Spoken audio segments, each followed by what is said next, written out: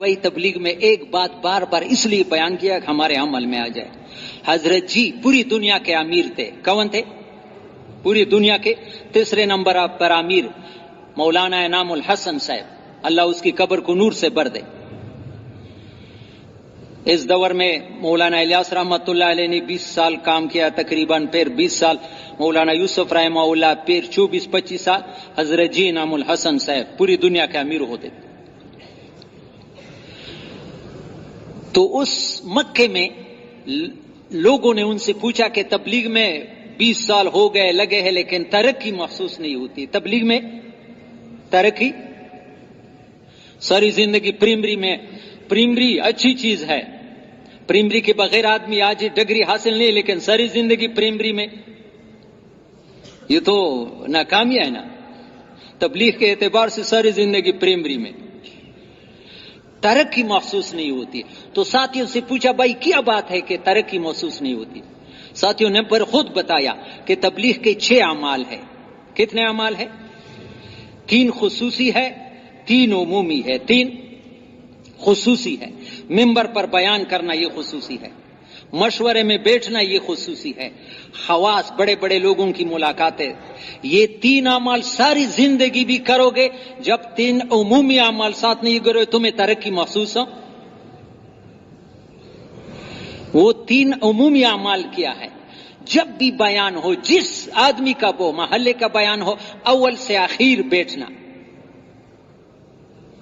میرا دل چاہتا ہے یا نہیں، اپنے نفس کو مجبور کرنا. دین کے بعد طلب سے سنو گے، خدا کی قسم میں نے خود تجربہ کیا ہے. ایک بہت کم علم آدمی کی بات کو اگر تم پیاسا سے سنو گے، طلب سے سنو گے، تمہیں ضرور اس سے فائدہ ہوگا.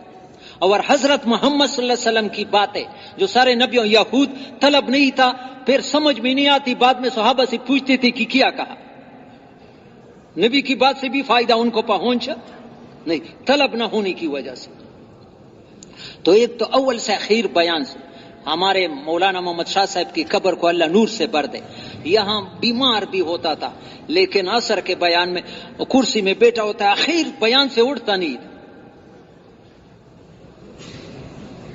اور رائے گنج میں بھی جب سال لگاتا تھا، مہمان آ جاتا تھا یا کوئی وہ کہ ہم تبلیغ کے لیے آئے ہیں، مہمانوں کو دوسرا وہ اجتماعی عمل کو اول سے اخیر شریک ہوتا تھا. اس میں مہمانوں کا لحاظ نہیں کرتے، جس کام کے لیے آیا ہوں. ایک یہ عمومی عمل ہے. دوسرا اپنے اصلاح کی نیت سے اپنے محلے کے گشت میں خود نکلنا.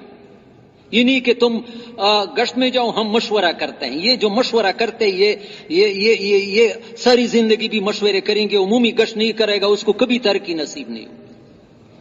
تبلیغ میں بنیادی چیز گشت ہے. کیا ہے؟ میں نے پچھلے شب جمعہ بھی سنایا تھا، چونکہ تازہ بات ہے، نبی کی بات ہے صلی اللہ علیہ وسلم، فائدہ ہوگا. ابھی یہ ہمارے مفتی صاحب جو ہے ان کے بستی کا آدمی ہے عبد الرشید، وہ یہ لیا میں گیا تھا ملتان میں.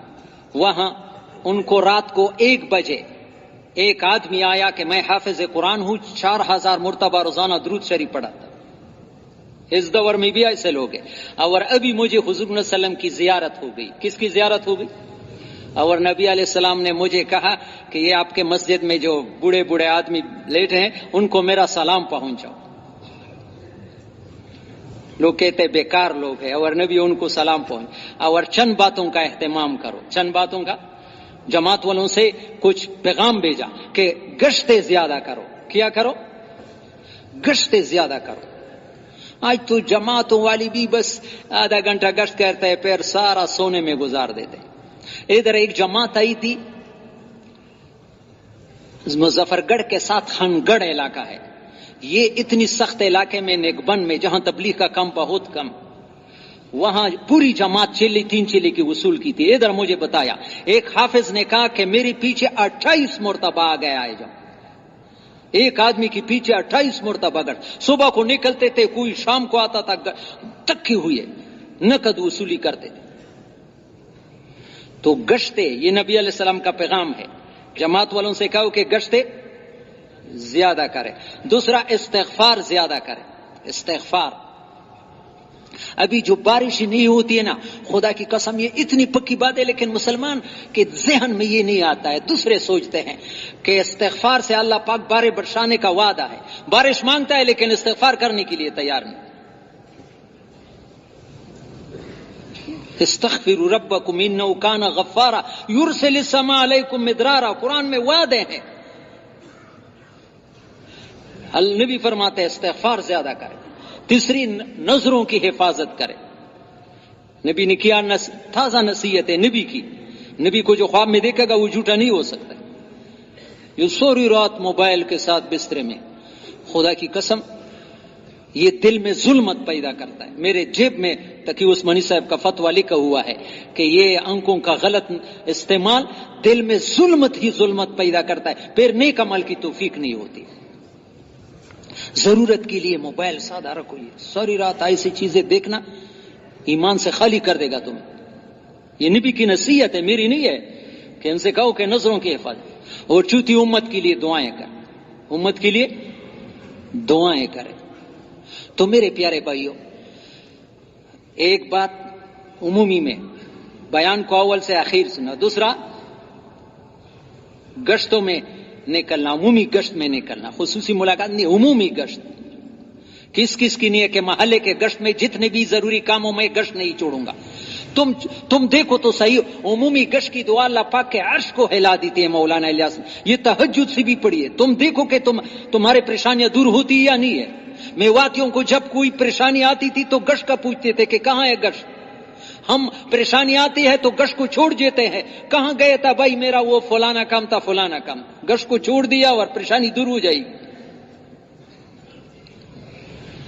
اور تیسری چیز، اپنے محلے والوں کے ساتھ 27 دن کے بعد مقررہ تاریخ پر سے روزہ لگانا. یہ تین عمومی کام کرو، پھر دیکھو تمہیں تبلیغ میں ترقی نصیب ہوتی یا نہیں ہے. کبھی 2 مہینے کے بعد سے روزہ، کبھی تھوڑا سا کام سے روزہ، ثواب ملے گا، اس میں کوئی شک نہیں ہے. لیکن ترقی محسوس ہو، اہتمام عمل نہ ہو تو ترقی